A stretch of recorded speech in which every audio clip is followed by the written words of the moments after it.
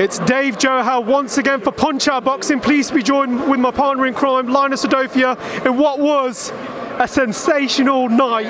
TM14 Promotions, Indabasi versus Alfie Winter. Before we get onto the result, I just want to say one thing. Alfie Winter is a tough man. It was a 50-50 fight, and he won. I mean, what? Inda showed up. Inda showed up today. I didn't. You know what it is? It was 50-50 fight. I didn't know how to predict it. I didn't know where it was going to go. I didn't know how they were going to get on. But fair play. Inda did what he had to do, man. He's the first Sikh boxer to win a title, professional title, in over 20 years. So fair play. He's made history. He's written his name in the industry book. So you cannot not the man. The way he done it as well. You just put your hands up and say fair play to him, man. Done really well. Fair play. I mean, I've seen some nights at the York Hall. This is up there for me as being one of the special ones where it's not televised or anything like that, but every fight was fire, wasn't it? Like this is what boxing's made of, right? Yeah, 100%. Every fight tonight, you know, you got to give credit to TM14, the matchmaking. You know, I've been at a lot of their shows now, and all their shows were, yeah, I mean, all their matchmaking fantastic.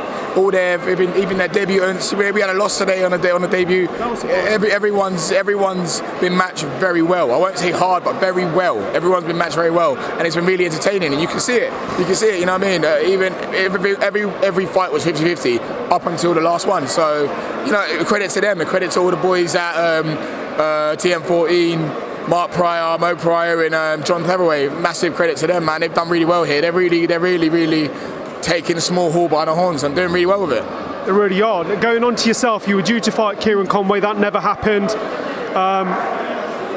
When's it happening? What's the latest on that? Is it still going to be KEIRON? Are you looking at different fish now? What's the crack, Linus? So we are ordered by the board to fight each other. So, you know, contractually I can't have any meaningful fights until I fight KEIRON Conway or relinquish my spot and just move on with and breach the contract that we have and things like that.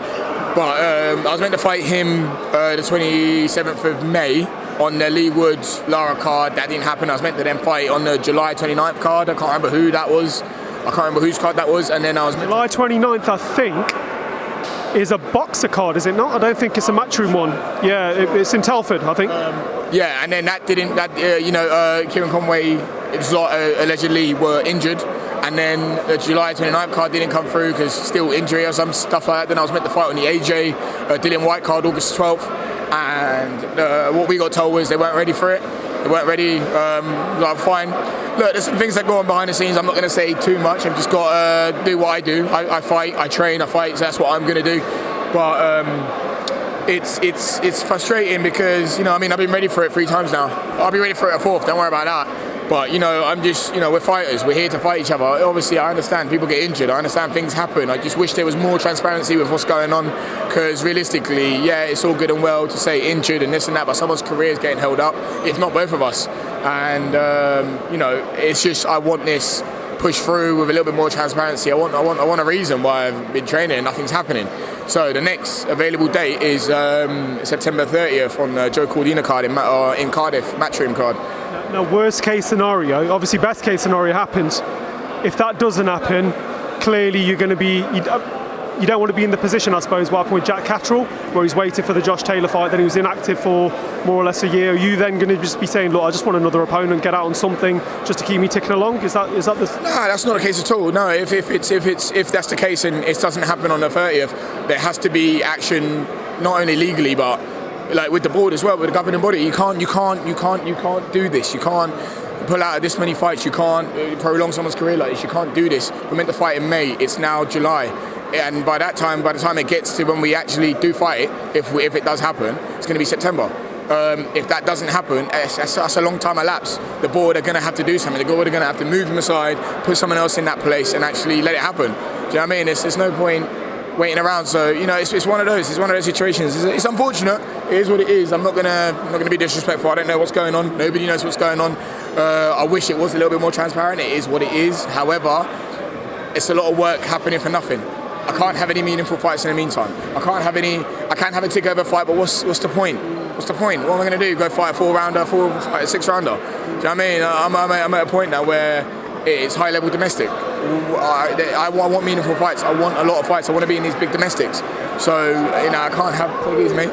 I can't have, you know, these things, you know, I'm going to say it's black and white, wasting my time. This is wasting my time. This is wasting resources, wasting time. It's just not good for anybody involved. I'm glad you mentioned some fights in July, because another big fight I want your opinion on is Crawford versus Spence. It's finally happening. It's definitely happening.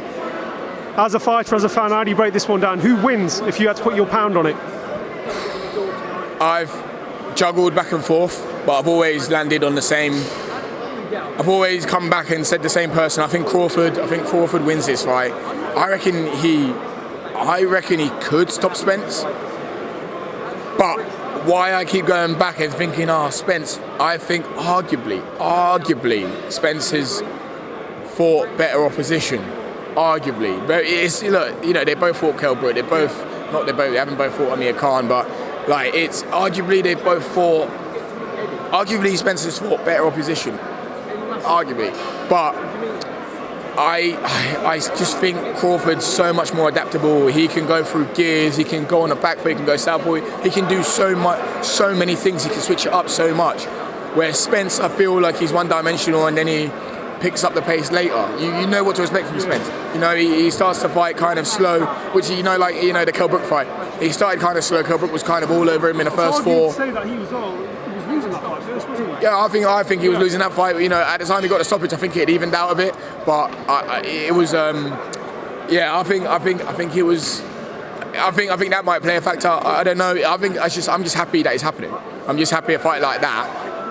You know, these two, arguably you could say, probably they're in their prime. They're probably in their prime. They're probably at their peak right now. And to be fighting each other, to unify, fantastic fight. And I'm going to edge Crawford. Hopefully we're there September 30th to watch you fight in Cardiff. That would be good. But listen, look, it was great sharing a mic with you today for a TM14's promotions commentary. We hope to do this again and big yourself up. That was good.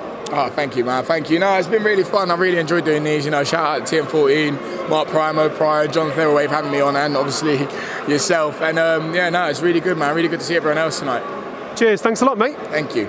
Cheers, man.